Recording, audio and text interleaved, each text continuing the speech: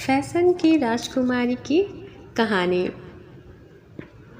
बहुत समय पहले की बात है। एक सुंदर और भव्य राज्य था जिसका नाम था वस्त्रलोक। यह राज्य अपने कपड़ों की सुंदरता, फैशन डिजाइन और रंगों की दुनिया में अग्रणी था। इस राज्य की राजकुमारी थी राजकुमारी नयना, जो न केवल सुंदर थी बल्कि फैशन और कला की अद्भुत सजा भी रखती थी। लोग उसे फैशन की देवी कहकर पुकारते थे। रेशमी सपनों की राजकुमारी नयना बचपन से ही कपड़ों की डिज़ाइन और रंगों में रुचि रखती थी। जब अन्य राजकुमारियां गुड़ियों से खेलती, तब नयना रिबन, बटन और कपड़े की छोटी छोटी कतरनों से गुड़ियों के लिए नए नए पहनावे बनाती थी। उसकी माँ रानी देवी का एक प्रख्यात चित्रकार थी और उसके पिता राजा यशवर्धन को कपड़ों की शान और शौकत में रुचि थी। नयना का कमरा एक मिनी फैशन स्टूडियो जैसा लगता था, जहाँ स्केचबुक, रंगीन धागे, कटिंग बोर्ड और डिजाइनिंग टूल्स फैले रहते थे। एक दिन वस्त्रलोक राज्य में वर्ष का सबसे बड़ा आयोजन विश्व फैशन महोत्सव आयोजित किया गया। इसमें 7 पड़ोसी राज्यों से फैशन डिजाइनर भाग लेने वाले थे।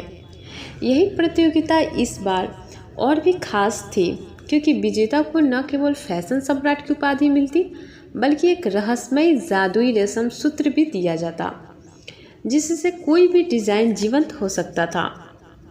राजकुमारी नयना ने भी प्रतियोगिता में भाग लेने की ठानी, लेकिन इस बार चुनौती कठिन थी क्योंकि एक नया डिजाइनर राज्य में आया था, प्रिंस वेदन, एक रहस्यमयी लेकिन प्रतिभाशाली राजकुमार जो गुप्त रूप से फैशन की दुनिया में धमाल मचा रहा था।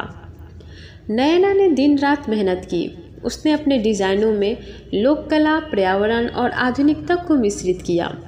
उसकी परियों से प्रेरित पोशाकें, सितारों जैसे चमकते गाउन और पंखों जैसे स्कर्ट्स हर किसी की ध्यान खींच रहे थे। वहीं प्रिंस वेदन भी चुप अपनी खुद की स्टाइल पर काम कर रहा था। उसकी डिजाइनें गहरी, रहस्यमयी और भविष्यवादी थी। प्रतियोगिता की अफवाहें पूरे राज्य में फैल चुकी थी। लोग सोच रहे थे कि क्या इस बार कोई नयना को हरा पाएगा। प्रतियोगिता के रिहर्सल के दौरान नयना की पहली मुलाकात वेदन से हुई। दोनों ने एक दूसरे के काम की तारीफ की, लेकिन मन ही मन दोनों को एक दूसरे के प्रति आकर्षण महसूस हुआ। नयना को वेदन की आंखों में गहराई दिखी और वेदन को नयना की रचनात्मक में जादू। धीरे धीरे दोनों एक दूसरे के करीब आने लगे। वे डिज़ाइन, कला, रंगों और अपनी बचपन की कहानियों को साझा करने लगे। लेकिन प्रतियोगिता का तनाव और नाम के पीछे छिपी रहस्यमयता उनके बीच दीवार बनकर खड़ी थी। वस्त्रलोक के मंत्री कुमार तक्षक, जो खुद एक बार फैशन प्रतियोगिता हार चुके थे, अब बदले की भावना में जी रहे थे। उन्हें यह पसंद नहीं था कि नयना और वेदन जैसे युवराज की शोहरत बने।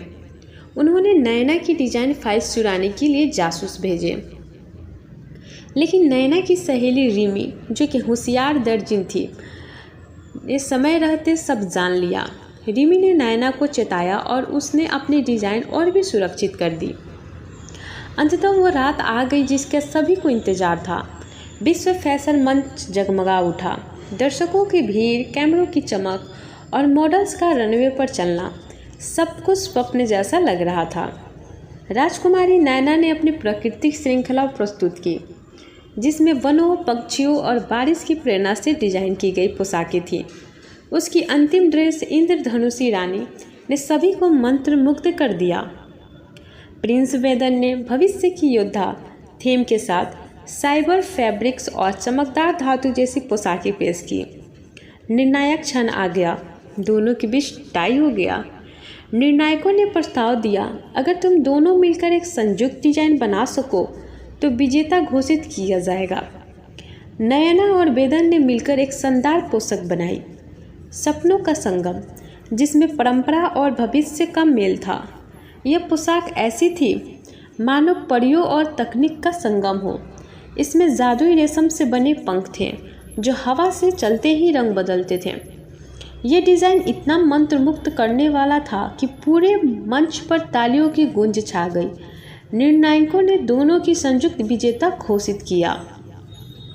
विजय के बाद बेदन ने नैना से कहा, मैंने फैशन के कई रंग देखे हैं, लेकिन तुम्हारी आंखों में जो चमक है वो सबसे अनोखी है। क्या तुम मेरी जीवन संगिनी बनोगी? नैना मुस्कुराई और कहा, मैं हमेशा उस व्यक्ति से प्यार करना चाहती थी जो मेरे सपनों को समझे, और वो तुम हो। राजा यशवर्धन और रानी देविका ने दोनों को आशीर्वाद दिया और जल्द ही उन्हें भव्य फैशन विवाह संपन्न हुआ, जिसमें पूरी दुनिया के डिजाइनर्स को आमंत्रित किया गया था। नैना और बेदन ने मिलकर रेशम कला विद्यालय की स्थापना की, जहां गरीब और ग्रामीण बच्चों को फैशन डिजाइन, कपड़ा बुनाई और हस्तकला की शिक्षा दी जाती थी। उनके कपड़े अब सिर्फ फैशन नहीं थे, वे बदलाव और आत्मविश्वास के प्रतीक बन गए थे। वस्त्रलोक राज्य पूरी दुनिया के लिए प्रेरणा बन गया था। राजकुमारी नैना, जो कभी रंगों में सपने देखती थी, आज सपनों में रंग भरने वाली बन चुकी थी। वो न केवल एक फैशन की राजकुमारी बनी, बल्कि एक प्रेरणा की रानी भी। और यूँ फैशन, प्रेम और सेवा के संगम से जन्मी एक नई कहानी, फैशन की राजकुमारी, लोगों के दिलों में हमेशा के लिए बस गई।